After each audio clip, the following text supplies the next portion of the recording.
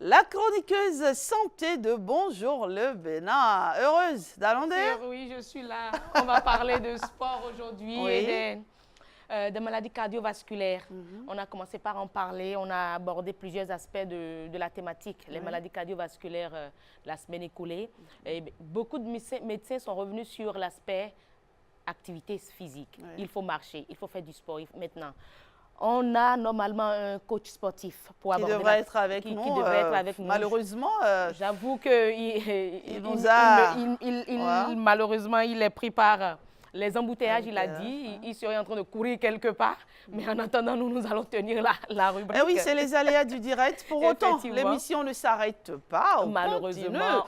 Avec ou sans invité, heureuse d'Alandé. Bien sûr. Et il faut quand même dire que le sport, comme les médecins ont eu à le dire la dernière fois, c'est bénéfique pour la santé et surtout pour la santé du cœur et des vaisseaux sanguins. C'est bénéfique pour la prévention, surtout la prévention des maladies cardiovasculaires et la gestion de ces maladies-là. Donc, pour éviter les maladies cardiovasculaires, il faut faire le sport.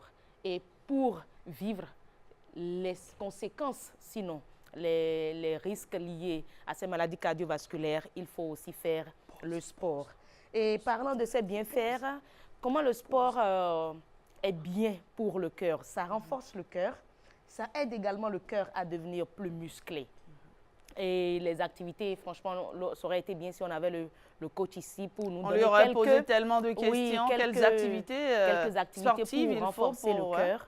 Quelques activités pour renforcer le cœur. Mais n'empêche, il faut savoir que ça aide le cœur à devenir plus musclé, à battre plus lentement, notamment ceux qui souffrent de palpitations du cœur. Ça aide à battre plus lentement le cœur et à mieux s'oxygéner. Maintenant, par rapport à la circulation sanguine, parce que lorsqu'on parle de maladies cardiovasculaires, c'est le cœur, c'est les vaisseaux sanguins. À ce niveau, le sport améliore la circulation du sang et contribue à diminuer la pression artérielle. Et donc, sur ce point, les hypertendus, le sport est adapté pour prévenir l'hypertension artérielle.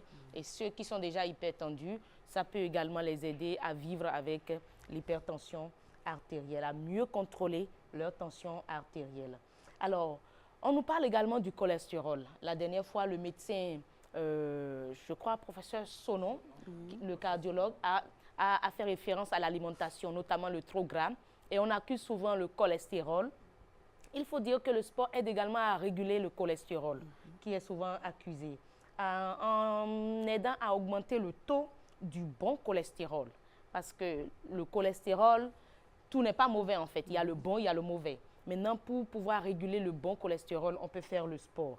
Et également diminuer le mauvais cholestérol. Maintenant, au niveau des facteurs de risque, le sport peut aider à réduire, sinon à contrôler les facteurs de risque liés à ces maladies en contribuant à lutter contre le surpoids. Ça, c'est systématique. On dit souvent qu'il faut beaucoup marcher, au moins 30 minutes, à pas rapide.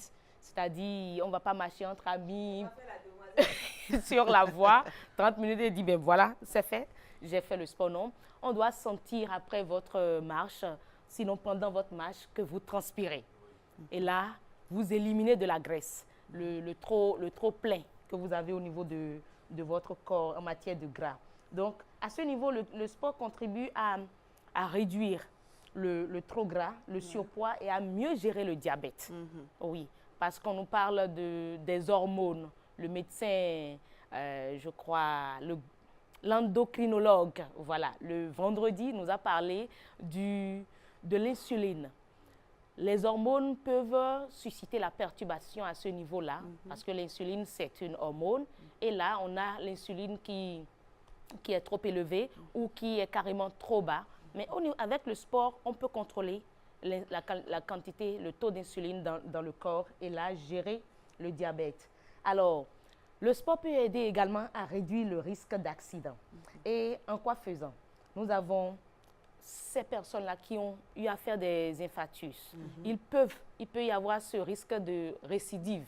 Donc, avec le sport, on peut réduire, on peut diminuer, sinon même empêcher le risque de faire de récidive d'infarctus et le risque d'AVC.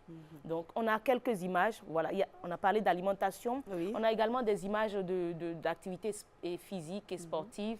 Et le médecin, le spécialiste, le coach sportif qui devrait être ici, a initié. Il a initié une activité sportive grand public, sincèrement, en quelque sorte gratuit, pour amener les citoyens à faire du sport. Du sport, ouais. Et il a déjà eu à faire plusieurs éditions et beaucoup savent que... C'est dommage, on l'a pas sur on ce n'a pas plateau su la pour, voir, sinon il pour aurait en pu parler, venir nous donner les détails liés à ça. Parce qu'il me disait, lorsqu'on faisait le briefing, que tous les samedis, on sort, on se retrouve ensemble, on fait du sport, on fait ci, on fait ça. Mais on oublie qu'à la suite, il y a un type d'alimentation à avoir. Et ce qui est curieux, c'est que juste après le sport, on va prendre la bière. Oui, voilà. On mange du com ou bien du atassi bien chaud. C'est pas des aliments à cuisiner ici. Ou bien de la viande avec du piment. Non, mais c'est curieux en réalité. Ça dit tout de suite, on s'est vidé, on a repris un peu d'énergie, on recharge en même temps, franchement. Ouais. Mais bon. Mais lorsqu'on parle du sport, il me disait également qu'il viendrait pour notifier que ce n'est pas tout type de sport qu'il faut. Lorsqu'on parle de maladies cardiovasculaires, c'est précis. C'est pas tout type il y a des sports, des activités physiques à éviter pour préserver le cœur, pour préserver les vaisseaux sanguins. Moi, j'ai même vu un témoignage dans les salles, parce que de plus en plus, les Béninois, on fréquente les salles de sport. Oui. Est-ce que les coachs sont assez formés pour savoir avec quelle activité indiquée, conseillée, quelle activité il faut conseiller à ce client. Parce que j'ai constaté qu'on met tout le monde dans le même panier. Vous venez, on vous dit, bon, montez sur le tapis, vous me faites 30 minutes. Et même quand tu es fatigué, tu veux arrêter, on te dit, non, madame, on sent que Amandine Aliamosu est passée par là. Hein? C'est vrai, le coach m'a traumatisé. Carrément. J'ai été témoin de quelque chose qui n'est pas très agréable, parce que moi je ne fais pas souvent ce genre de sport, mais j'étais allé dans une salle de gym où on a mis tout le monde ensemble, effectivement. Mais il y avait une dame, elle était bien enveloppée. En forme. Oui, bien enveloppée. Oui. Et puisqu'on poussait tout le monde à rester dans la même performance, elle est tombée. Oh. Mais vous savez qu'on a dû, parce qu'on s'était dit, bon, elle va vite se lever et tout le monde continue. Quelqu'un a dit, attention, la dame ne se relève pas. Et on a arrêté la séance à ce moment-là. Il a fallu la transporter à l'hôpital. Je suis tombée, je suis tombée sur un témoignage du genre. La semaine dernière aussi. Le courage de revenir, de repartir dans la salle. Parce que c'est resté traumatisant dans ma tête. Il y a d'ailleurs un Sénégalais qui a fait un témoignage, qui a créé un peu le buzz sur les réseaux parlants, bien entendu, des salles de sport. Il dit que ce serait indiqué vraiment que dans ces salles, il y ait des médecins, qu'il y ait des personnes pour vous conseiller telle ou telle autre ou telle activité. Parce que lui, c'est suite à ces activités sportives répétées qu'il a eu des douleurs lombaires. Il a dû être transporté à l'hôpital. Il a été opéré. Moi, j'ai déjà eu à Porto Novo une connaissance qui, après des activités sportives de groupe, les samedis, il a fini, il est monté dans sa voiture. Et c'est en posant la tête sur le volant qu'il est décédé. Franchement. Il est décédé. On ne sait pas si c'est vrai qu'il faut faire le sport, il faut... voilà. C'est pas une compétition en fait. C'est en fonction de votre... Il faut voir, c'est au cas par cas normalement. Vous allez dans une salle de sport, le coach il vous reçoit, il vous pose des questions sur votre situation sanitaire. Est-ce que vous souffrez de telle ou de telle autre maladie? Et en fonction, il vous indique on adapte les activités à mener. Normalement. Malheureusement, aujourd'hui, avec les réseaux sociaux, YouTube, qui est beaucoup plus l'école en ligne, il suffit juste de demander ce qu'on veut. Et puis, avec les réseaux sociaux, on est devenu coach sportif. Mais il y a aussi une réalité aujourd'hui. La course à la forme, on veut tout être en forme, avoir le ventre plat. Et ma réalisatrice Christelle Sagoura me dit de dire aux femmes ce matin qu'on ne doit le ventre plat à personne.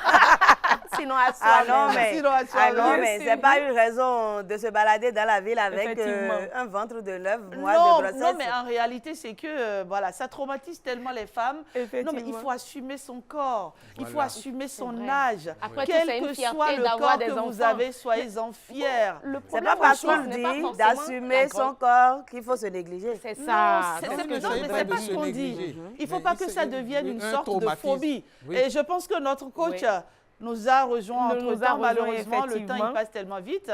On va peut-être le recevoir pour quelques petites secondes minutes pour qu'il puisse dissiper un peu les inquiétudes sur ce plateau. Heureuse. Je crois qu'il est même adapté. Il n'est pas un coach sorti de nulle part. Il a fait l'INGEPS. D'accord. Il a fait les études. Voilà, l'Institut national. L'Institut national du sport. Voilà, donc nous avons également dans ce sens des médecins du sport qu'on peut contacter pour n'importe quelle situation. Ils sont en quelque sorte des médecins généralistes, maintenant spécialisés santé du sport. Je vous dis, la première fois que je suis allée dans une salle, à un moment donné, j'étais tellement... Moi, j'ai une dépendance naturelle à la bouffe. J'adore manger. J'adore manger, donc ma prise de poids souvent vient de là. Alors, je suis allée dans une salle de gym une fois, Amandine, heureuse. Oui. Et donc, ça m'a traumatisée. Ça, c'est clair. 45 minutes. Traumatisante. Mais franchement, voilà, c'était assez traumatisant.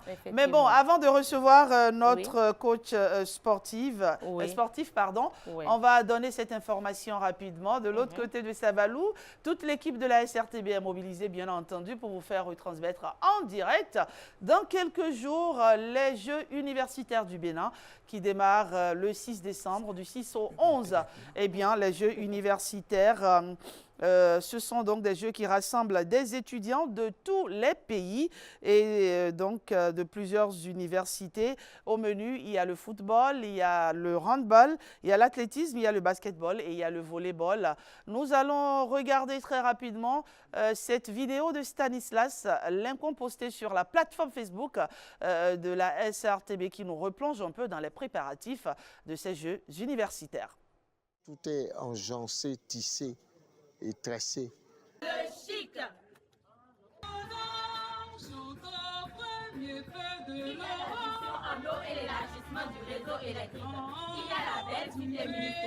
Nous sommes en pleine séance de répétition. On est en train de peaufiner, de faire les derniers réglages.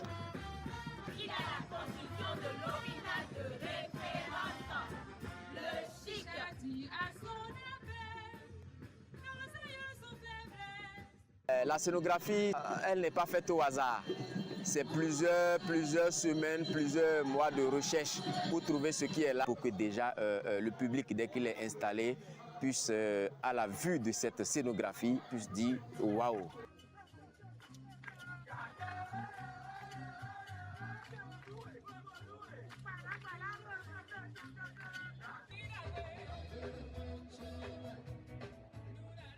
Le spectacle, le titre, c'est l'épopée du soleil levant. C'est un spectacle bilan du sport, bilan de tout ce qui s'est passé dans notre pays. Il y a presque 200 personnes sur scène et ce spectacle a 9 tableaux qui ne se distinguent pas vraiment parce que tout est agencé, tissé et tressé. Et donc, c'est du 6 au 11 décembre et ça se passe à Savalou. Et bien entendu, la SRTB est bien en place pour capter ces précieux instants où le sport fait du bien à toute une communauté. Heureuse d'annoncer, entre-temps, notre coach qui nous a mis dans le sale drap ce matin. Mais bon, écoutez, vous êtes tout excusés déjà. Allez. Merci d'être là. Merci. Alors, vous étiez au procès en votre absence ici. Il y a une situation que nous constatons, des malades du cœur qui peut-être se retrouvent parmi des sportifs ou des habitués en salle de gym, qu'on mélange avec tout le monde et à qui on demande de faire tel type d'activité qui n'est peut-être pas adapté à leur situation sanitaire. D'abord, pour que quelqu'un puisse faire des activités physiques ou bien une activité physique, il faut au préalable consulter un médecin. Ah, D'accord. C'est le médecin qui doit orienter vers l'activité. Parce que ce que la marche fait, ce n'est pas ce que l'aérobie fait. Donc, c'est une orientation au préalable. Donc, ce n'est pas bien, même si sans une consultation, on oriente ce dernier en salle de gym. Oui. Et c'est aux professionnels de la salle, je veux parler du coach, je veux faire allusion au coach, de pouvoir faire une ségrégation. Parce qu'on ne mélange pas quelqu'un qui a un problème de cœur, par exemple, avec quelqu'un qui a un problème d'arthrose. Donc, c'est aux professionnels de faire la part des choses. Parce que c'est vraiment important pour la sécurité sanitaire de... Et vous le mettez vraiment en pratique, sérieusement, sérieusement. Oui. Parce que là, un individu lambda se lève, va dans une salle, paye ses 15, 20 ou 50 000, et puis voilà, c'est parti pour la science sport. Moi, on ne m'a jamais demandé ça. Et Dieu sait que j'ai fréquenté, même si je n'ai jamais tenu longtemps. Je suis allée déjà plus de 5 fois m'inscrire dans une salle gym. Je ne suis jamais allée jusqu'au bout. Mais on ne m'a jamais demandé d'aller faire... d'aller consulter un médecin. Mais c'est ce qui devrait être. C'est ça. Ouais. D'accord. Est-ce qu'il ne faut pas, coach, faire par exemple des séances de recyclage à ces coachs qu'on retrouve aujourd'hui dans nos salles de sport ou bien dans nos salles de gym? Exactement. Parce que tout le monde peut se lever et devenir coach. C'est ce qui est drastique. On ne subit pas, on ne fait pas une formation, mais on rentre dans le milieu, on devient coach parce qu'on a déjà les gros bras. Et bizarrement, dans la tête de nous tous, c'est quelqu'un qui est en pleine forme. Quand on vous voit même habillé ici, on se dit, mais c'est un sportif, qu'est-ce qu'il vient dimanche comme ça sur notre plateau? Donc, dans la tête, on se dit, attention, lui, est-ce qu'il peut le coacher? D'abord, il n'est pas trapu. Pas bien bâti. Non, ce n'est pas ça. C'est ce qui est dans la tête. C'est la pédagogie. Comment orienter ou bien transmettre ce que tu as appris dans la tête d'abord. Parce que ce qu'on constate de plus en plus, c'est que quand vous allez dans une salle de gym, il faut commencer par les tapis. Il faut finir le tapis, on vous met sur le vélo. Après, c'est pour... Je ne sais pas comment on appelle ça. C'est une habituée. En fait, donc, à chaque fois que vous y allez, c'est le même processus. Donc, on ne vous demande rien du tout. Quand vous êtes fatigué, on vous dit, non, madame, vous devez faire 30 minutes. Il y en a quand ils vont dans les salles de sport ou bien dans les salles de gym, c'est de 6h à 8h, mais c'est toujours pour faire des activités, il n'y a pas de pause. C'est pas bien. Sinon, en temps réel, il devrait y avoir une salle de rééducation fonctionnelle. Voilà. Pour spécifier, prendre en compte ceux qui ont un problème spécifique. Sinon, on mélange, je ne sais pas si c'est la pauvreté, mais on mélange tout. Tout le monde. Et bizarrement, ce qu'on apprend des fois, même en tant que professionnel, et dans une école de formation, on ne le met pas en pratique. Il faut forcément qu'on trouve des solutions pour ça. Et il y a des coachs qui se transforment en vendeurs de thé. Ou de smoothie. Oui, c'est malheureux. Vous faites tous les mélanges possibles. Pour tuer le rein. Oui, mais il vous dit, c'est vrai, c'est bon le sport, mais j'ai une solution qui peut davantage t'aider à vite perdre... Cher coach sportif, vous avez des soucis ce matin. Non, mais parlant de ces malades du cœur et des vaisseaux sanguins, quels sont les sports qu'ils doivent éviter? D'abord, ceux-là, quand on parle de maladies cardiovasculaires, ça fait allusion aux troubles du cœur et des vaisseaux. Donc, d'abord, il y a déjà une obstruction au niveau des vaisseaux ou bien peut-être une obstruction au niveau coronarien. Donc, pour ça, il faut aller du plus petit au plus grand, c'est-à-dire faire la marche simplement. D'abord, pour au moins 2 mois avant d'aller en salle. La marche rapide ou bien il faut marcher tout simplement. Même si vous faites rapide, comme vous faites simple, c'est les mêmes calories que vous allez brûler. D'accord. Donc, vous ne précisez pas qu'il faut marcher rapide. Parce que certains disent que quand vous marchez simplement, ce n'est pas du sport. La science a dit de faire 30 minutes d'activité. Et quand on est quelqu'un en situation d'handicap, bon, je parle d'handicap parce que déjà c'est un problème, il faut aller tout simplement. D'accord. Donc on peut faire ça, parce qu'on en parlait ce matin ici, on peut faire sa balade simplement et puis en 30 le minutes. plus important, c'est de créer de transpirer, et de permettre une bonne vascularisation. D'accord, d'accord. Maintenant, donc, il faut simplement marcher. Ça tranquillise l'idée que certains... Parce qu'il y a certains qui, quand ils font tout le calcul des mouvements qu'ils font dans la journée, ils se disent, mais ça dépasse même ce que j'ai fait pour une marche.